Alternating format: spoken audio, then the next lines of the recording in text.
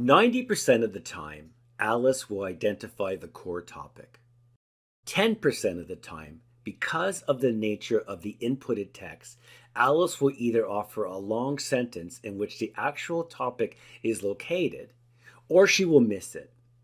During these events, Alice is still working with you to help lead you to the topic. The best action to take is to scan through her list of highlights and search for the repeating word.